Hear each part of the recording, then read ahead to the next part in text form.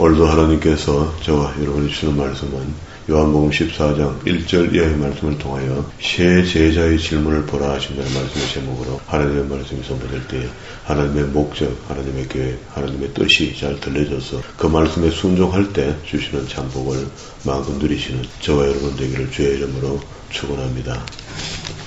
지난 시간에 13장 34절에 새 계명을 너희에게 주노니 서로 사랑하라. 내가 너희를 사랑한 것 같이 너희도 서로 사랑하라. 이렇게 이야기했고, 그렇게 사랑하는 모습이 있을 때에 내 제자의 모습이 된다. 이런 표현을 했거든요. 그러면서 그 제자 중에 세 사람이 질문을 합니다. 하나님께로 간다. 예수님께서 이렇게 자꾸 말씀하시니까 나를 본 자는 하나님을 본 자다. 이렇게도 표현하고 이래하니 제자들이 이게 무슨 말인가 이래 되니까 거기에 대해서 질문을 하고, 우리도 그렇죠. 처음 영접했을 때 하나님 따로 또 예수님 따로 성령님 따로 이렇게 뭐가 있는갑다. 있는데 우리가 지금 예수 이름을 믿었더니 구원받았으니까 전부 다들 오직 예수 그리스도를 믿음으로 그런 그 구호에 사로잡혀 있었던 것 같다. 그런데 이제 세월이 지나면서 보니까 예수님을 믿는 것은 그게 전부 다 그게 하나님의 계획 속에서 예수님을 믿게 되고, 그 믿게 되는 사람들은 전부 다 성령을 받게 되고, 그 믿게 되는 것 자체도 내 스스로 믿는 것이 아니고 성령이 나를 믿게 해줘서 믿는 것이 되었고, 그 이후의 삶도 하나님의 말씀대로 순종하게 사는 것도 전부 다 하나님의 말씀을 믿어지게 하는 성령의 도우심을 통해서 믿게 된다라고 구약과 신약은 똑같이 일목요연하게 이야기하는데, 우리는 그동안 구약을 동안히 하고 신약의 복음서만 열심히 봤던 것 같아요. 그래서 앞에 공간복음이라고 하는 공통분모가 있는 마태, 마가, 누가복음 안에는요, 같은 맥락의 이야기들이 있으니까 공간복음이라 이렇게 했고, 사복음서 이렇게 할 때 요한복음이 들어가거든요. 이렇게 요한복음은 다른 맥락의 이야기들을 기록하는데, 여기는 하나님의 아들, 그분이 바로 하나님이셨다는 것을 이 책을 통해 우리가 깨닫게 해주시려고 그러는 거거든요. 그래서 이 책을 영서다, 영적인 부분들을 알게 하시는 것이다. 그래서 구약에 하나님께서 주셨던 계명을 주신 분이 하나님이시잖아요. 그 하나님이 지금 현재 메시아로 오신 그리스도께서 그가 나와 하나다고 자꾸 이야기합니다. 그러면은 그 앞에서 하시는 하나님의 말씀의 계명이 있잖아요. 제일 말씀 속에 중요한 게 오경 속에 출애굽기 20장에서 주신 계명이 있잖아요. 계명. 그럼 그 계명을 가지고 하나님 백성들과 언약한 거 아닙니까? 언약했는데 그 언약이 약속했던 것이 시행되지 않으니까 그게 결국은 예수님께서 오시기까지 된 거잖아요. 그러면은 뭐가 안 됐다는 겁니까? 그 앞에서 우리 13장 34절에 새 계명을 너희에게 준다 하는데, 우리는 새 계명은 복음서 속에 또 다른 어떤 새로운 게 뭐가 있는가 이렇게 하는데, 이거 역시 계명이라는 겁니다. 그 이해가 바로 돼야 돼요. 그게 지금도 하나님 사랑합니다 라고 이야기한다면은 그 사랑한다는 안에는 네가 내 계명을 지키면 내가 네가 사랑하는 줄 알겠다는 것. 내 멋대로 살면서 지금 보세요. 14장 15절에 보면 너희가 나를 사랑하면 나의 계명을 지킨다는데, 나를 사랑한다는 것은 하나님을 사랑하는 거잖아요. 그리고 21절에도 나의 계명을 가지고 지키는 자라야 나를 사랑하는 자리, 나를 사랑하는 자는 내 아버지를 사랑을 받는 것이요 나도 그를 사랑하여 그에게 나를 나타내리겠다.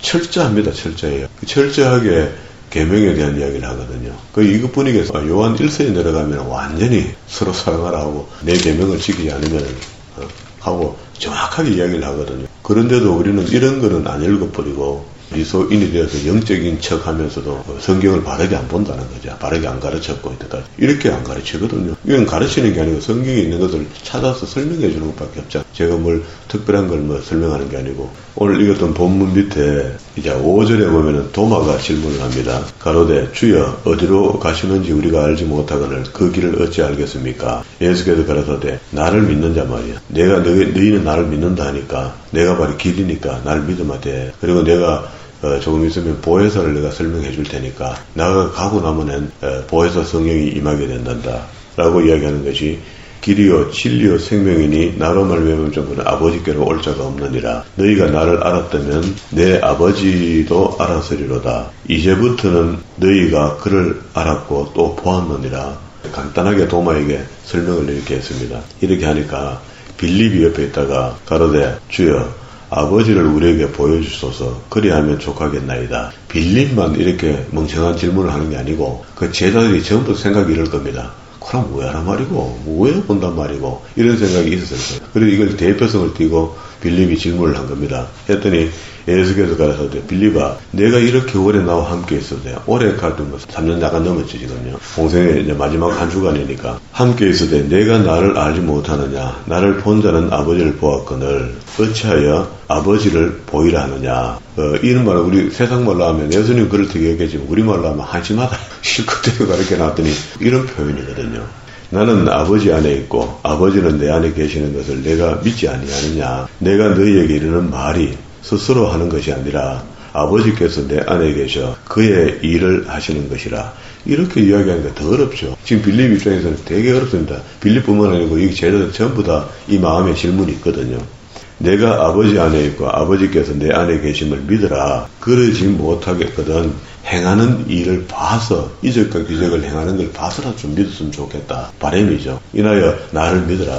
12절 내가 진실로 너에게 이르노니 나를 믿는 자는 나의 하는 일을 저희도 할 것이요 또한 이보다 큰 것도 하려니 이 산을 저리로 옮길 수 있다 하잖아요. 믿음이 있으면. 왜 우리 다 믿음이 없는 거라. 우리 개운에 묵고 사는 문제 그거 해달라고 기도하고 있으니 이는 내가 아버지께로 가민이라. 너희가 내 이름으로 무엇을 구하든지 내가 시행하려니 이는 아버지로 하여금 아들로 인하여 영광을 얻게 하려 함이라. 지금 이게 13절을 갖다가 박수를 치시고 기도의 응답의 요령입니다. 그죠? 우리가 기도를 해서 하나님께 응답받고 사는 사람들 아닙니까?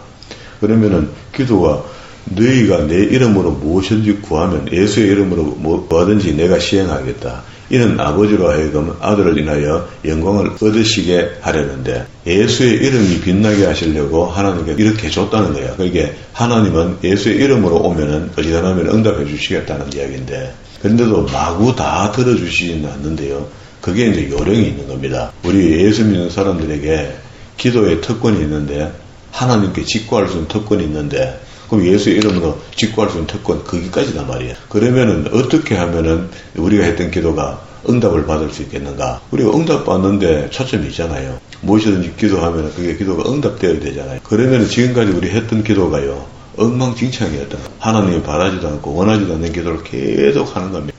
그게 비나이다 중얼중얼 비나이다 중나이다 또 중얼중얼 계속 이런 기도만 한 거거든요. 그런 걸 다 헛기도라고 할 수는 없지만 때가 차면은 하나님께서 필요를 미리 아시고 다 허락하시겠지만 그래도 우리가 좀 퍼펙트하고 좀 제대로 명중 정확한 어떤 하나님이 원하시는 마음을 깨닫고 그렇게 기도하면 안 좋겠습니까?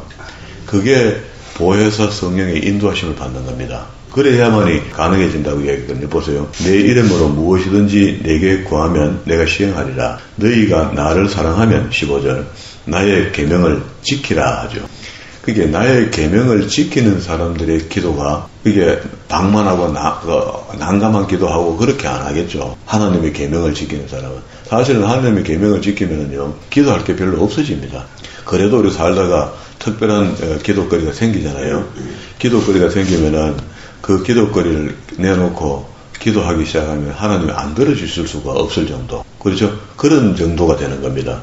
자, 그렇게 되려면은 21절로 넘어오면은 나의 계명을 가지고 지키는 자라야 나를 사랑하는 자니 나를 사랑하는 자는 아버지의 사랑을 받은 것이요 나도 그를 사랑하여 그에게서 나를 나타낸다. 이렇게 해서 이게 뒤로 뚝 넘어가면은요 이 14장과 15장이 연장선상에서 이야기를 하거든요. 그가 내 속에 내가 그 속에 하는 말은 우리 속에 보혜사 성령이 들어오는 것을 지금 16절과 20절에 보혜사 성령을 이야기하잖아요.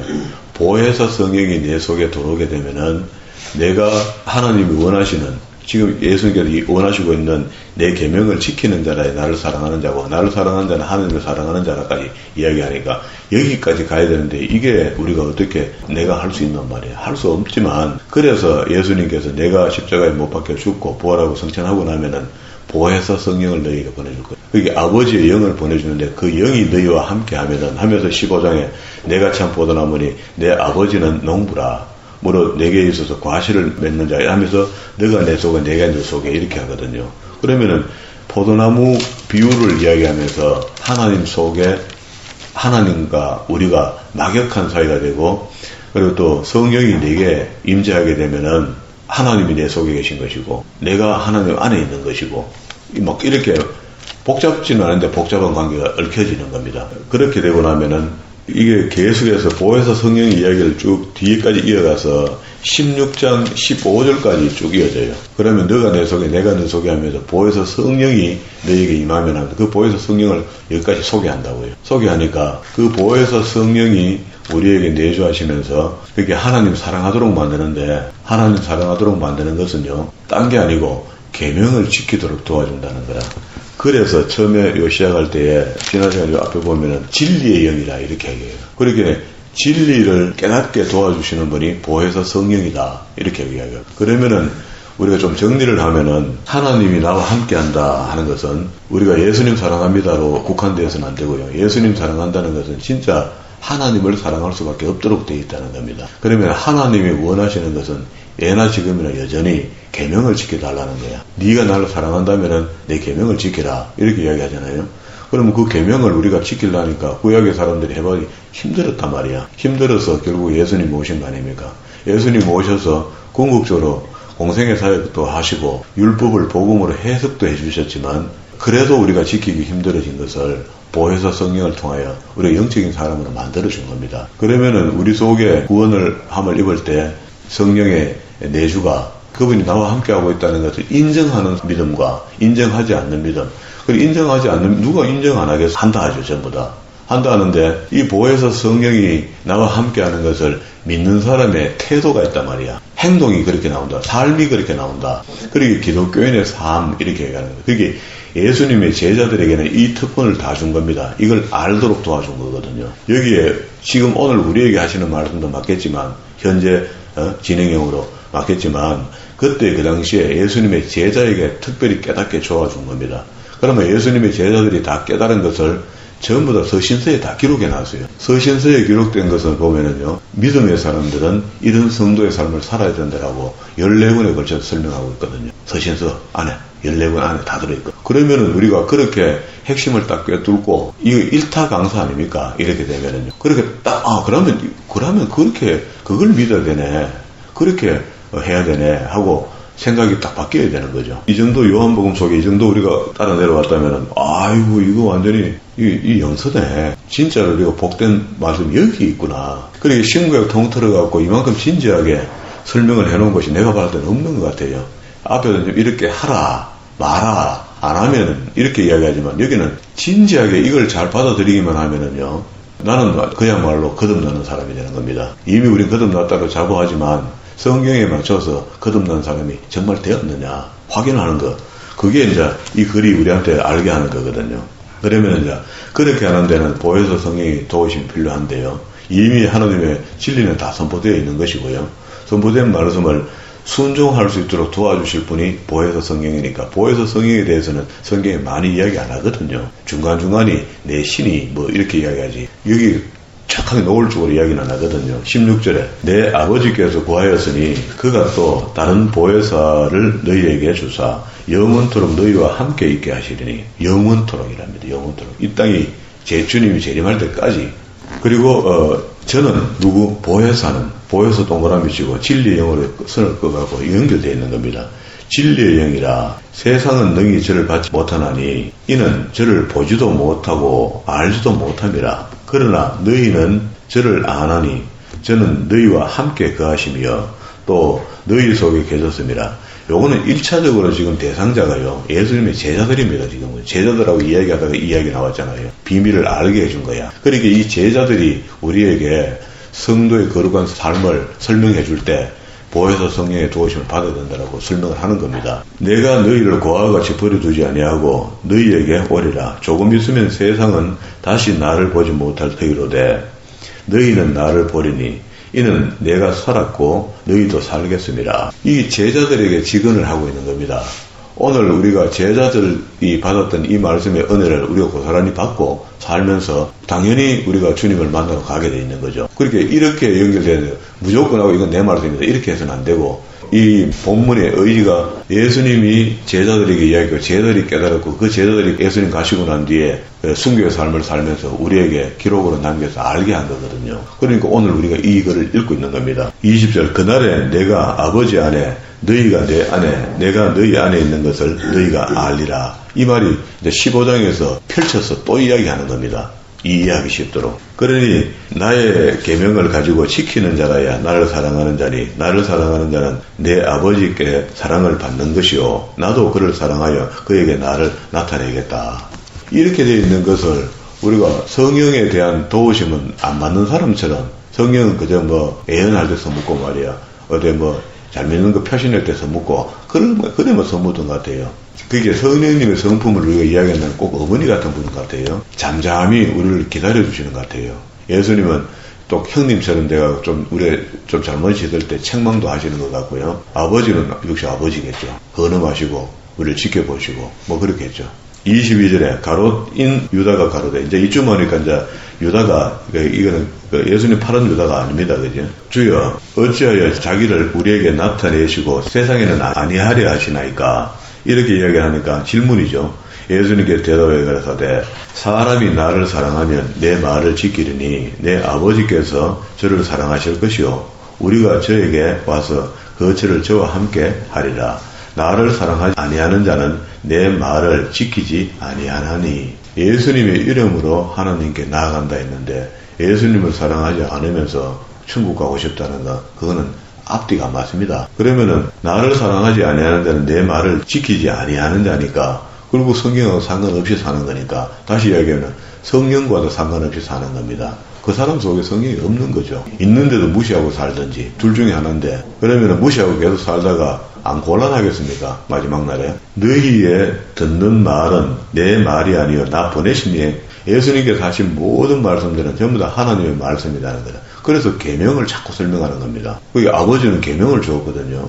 그 계명을 예수님께서 우리에게 보혜사 성령과 더불어 더 퍼펙트하고 쉽고 우리가 믿어질 수 있도록 도와주시는 보혜사 성령을 동원하고 그걸 영적으로 율법을 해석해 줬거든요. 그러니까 우리 영적으로 해석을 한다는 것은 내가 영어로 설명하는 것이 아니고 보혜사 성령이 믿어지게 하는 그 영적인 설명을 통해서 영성을 가진다는 겁니다.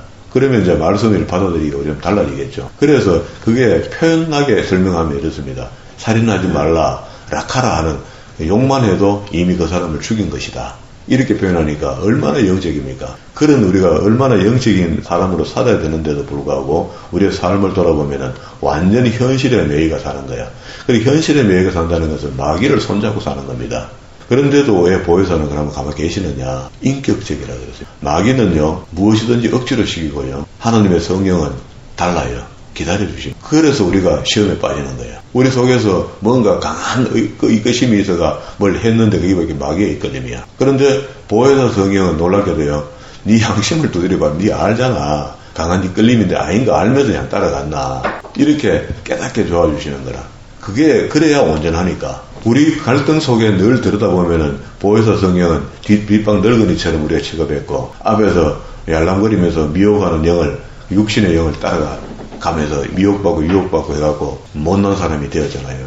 이런 어떤 비밀한 것을 오늘 새벽에 이런 거는 정말 이래갖고 한 100번 읽어보는 겁니다. 목사님 설명하는 것과 하나님의 뜻이 맞는지 안 맞는지 마찬가지로 다 읽어보고 나면은 그리고 난 뒤에 탄식하면서 오호라 내가 이때까지 이 비밀을 손앞에 두고도 몰랐구나. 이거를 깨닫고 이게 자책되고 이게 회심되고 뒤집어지면 이제 끝난 거 아닙니까? 그러면 이제 그 속에 샬롬이 임하는 겁니다. 제대로 된 샬롬이 임한다고. 그게 어떻게 뭐 좀 잘 되기 위해서 나를 억어하고 이리하고 저리하고 이런 거 부끄러운 일이죠. 내가 아직 너희와 함께 있어 이 말을 너희에게 하거니와 아직도 저기 앉았으니까. 그러니까 이제 보혜사 성령의 기능을 딱 설명해 주는 겁니다. 그분이 오셔야 되는데 그럼 그분이 오시면 어떻게 되는가를 궁금해 하실까 아니까 이 설명을 그래서 한 26절의 말씀을 하는 겁니다. 보혜사 곧 아버지께서 내 이름으로 보내실 성령 그가 너희에게 모든 것을 가르치시고 하죠. 지금 보혜사 성령이 가르치시는데도 불구하고 가르치심을 우리가 안 받잖아요. 멍청하게.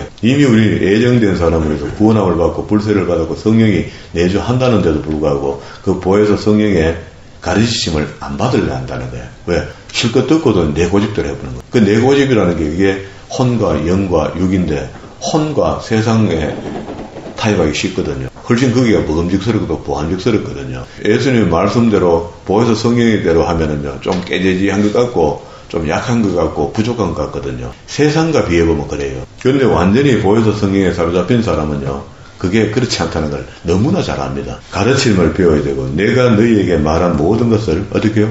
생각나게 하리라. 그러면 우리가 성경을 읽어야 됩니까? 안 읽어야 됩니까? 깨닫든 안 깨닫든 못 깨닫든 간에 성경은 부지런히 읽어놓고 그러면 이제 보혜사 성경께서 우리가 읽고 배워둔 성경 속에서 얘야 이런 거 있지 않니? 하고 하는데 그것도 또 사람의 욕심에 의해서 이게 성경의 음성이구나 했는데 그게 미혹되는 수가 많습니다. 말씀을 자기가 오용해서 적용하는 거야. 오용해서 적용하면 안 되죠. 말씀을 바르게 이해하고 있으면 속지가 않습니다. 그렇게 성경을 바르게 배워놔야 되는 거죠. 우리가 이때까지 70년대, 60년대, 70년대, 80년대를 거쳐오면서 교회 목사님들이 성경을 꽤 혼돈스럽게 가르쳐놨거든요. 그렇게 예를 들어서 이야기하면은 사마리아인의 비유를 하면요, 선한 사마리아인에 대한 이야기를 예수님은 하고 싶었는데 그 사마리아인의 비유 속에서 포도주는 성령이고 뭐 두렙돈을 줬는데 하나는 구약이고 하나는 신약이고 그거는 해석도 아닙니다. 그런데 그런 이야기를 하면은 신령한 듯이 그때는 또 다 그걸 받아들였단 말이야. 들었는데도 그게 하나님의 은혜가 있어서 그만큼 유지된 거죠. 지금 그게 그렇게 설명하는 게 아니잖아요. 예수님의 원뜻은 그 강도받은 사람을 도와준 사람이 사마리아 사람인데 너 사마리아 사람을 개떡같이 보고 안 있나? 짐승으로 보고 안 있나? 그거를 설명하고 싶었거든요. 그러니까 그 율법사가 하는 말이 착한 일을 행한 사람입니다 하고 답은 바르게 이야기하는데 이름을 이야기하는 사마리아인입니다 이렇게 이야기해야 되는데 예수님은 사마리아인이 이렇게 했는데 착한 일을 행한 사람입니다 이렇게 하고 넘어가는. 그러니까 답은 이야기하되 그렇게 안 믿겠다는 이야기. 우리가 그런 것 같아요. 우리가 알긴 알겠는데 나는 그래 못 삽니다. 그래 못 믿습니다. 나는 마귀의 미혹 때문에 살랍니다. 작정한 사람처럼 그래 따라가는 거라. 그러면은 보혜사 성경이 지금도 여전히 14장 26절의 말씀만큼 보혜사 성경의 기능을 착하게 퍼펙트하게 설명해주는 장이 없어요. 절이 없어요. 요겁니다. 요거. 그럼 우리가 지금도 새벽에 앉아있지만은 이 말씀이 선포되는데 야 오늘 제대로 성경 찾았다 우리 보고 있네 하는 이런 마음들이 생기면서 보혜사 성경을 통해서 머리가 막 찌릿찌릿하면서 말이야 믿어지는 거. 그런 찰나들이 왔을 때 보혜사 성령이 그 일을 하신다는 거 아닙니까? 평안을 너희에게 끼치노니 곧 나의 평안을 너희에게 주노라. 내가 너희에게 주는 것은 세상에 주는 것 같이 아니하니라. 그렇게 예수님은 지금 돈 주고 이런 거 이야기 안 한다는 겁니다. 자꾸 영생을 주고 싶어 하지. 우리는 영생을 받는데 필요한 물질들을 하나님께서 줄지어서 이미 다 줘놨기 때문에 예수님은 잘 먹고 잘 사는 문제 해결하려고 오신 분이 아니다는 거예요. 27절 중간에 너희가 마음에 근심하지 말고 두려워하지도 말라. 그러니까 내가 갔다가 너희에게로 온다 하는 말을 너희가 들었나니 나를 사랑하였다면 나의 아버지께로 감을 기뻐하였으리라. 그게 순리고 그게 맞는 건데 그때 예수님 돌아가시니까 다 슬퍼하죠. 그 여자들이 울고 그러잖아요. 아버지는 나보다 크십니다. 이제 일을 이루기 전에 너희에게 말한 것은 이 일이 이룰 때에 너희로 믿게 하려 함이라. 이후에는 내가 너희와 말을 많이 하지 아니하리니 이 세상에 임금이 오겠습니다. 그러나 저는 내게 관하여 관계할 것이 없으니 오직 내가 아버지를 사랑하는 것과 아버지의 명하신 대로 행하는 것을 세상으로 알게 하려 함이라. 누누이 이야기해. 누누이 계명을 지키는 자가 나를 사랑하는 자다. 누누이 이야기합니다. 일어나 여기서 떠나가자 하면서 가시면서 이제 하는 얘기가 뒤에 15장에 있는 얘기 나는 포도나무라 너는 가지다. 이 이야기를 지금 연이어서 해주거든. 그러면은 이런 책은 지금 이 3명의 제자의 질문과 더불어 예수님께 답하시고 그 12제자에게 다 하는 거죠. 다 하는데 그러면서 제자들에게 바르게 설명하는 것이 아름다운 열매 맺는 나무가 가지가 좀 되어달라 하는 이야기를 연이어서 쭉 하면서 다시 15장 26절에 가면은 내가 아버지께로 너희에게 보낼 보혜사 곧 아까 보혜사 성령이 어떻게 오시는 걸 설명 안 했거든요. 그러면 이제 내가 가면은 보혜사 성령을 아버지께서 보내주실 것이다. 이렇게 해서 보혜사 곧 진리의 성령이라 이렇게 또 설명해요. 여기서부터 16장 15절까지 설명을 하거든. 앞에 거는 보내실 것을 내가 미리 이야기해주고 그리고 이거는 약속을 합니다. 뒤에는 그러한 보혜사를 내가 확실히 보내주겠다는 뒤에는 약속이 앞에서는 설명을 해줬고요. 그 보혜사는 이러한 기능을 가진 분이다 하고 설명을 해줬고 그 보혜사는 이렇게 오실 것이다 이렇게 설명하거든요. 대놓고 읽으면 이것도 아무것도 모르죠. 그냥 줄줄줄 읽어 넘어가죠. 오늘 14장 말미까지 우리 봤습니다. 이 속에 핵심은 보혜사는 어떻게 우리에게 도움을 주시고 계시는가에 대한 명쾌한 그 요절이 여기 속에 들어있는데 이거 말고 다른 어떤 영이 우리한테 돌아서 헷갈리게 만드는 이런 건 아니다. 정답은 이렇습니다. 보혜사 성령이 우리에게 임하셨다는 것은 우리는 구원함으로 인침받은 사람이에요. 인침받았으니까 성경이 배우면 배워진다는 겁니다.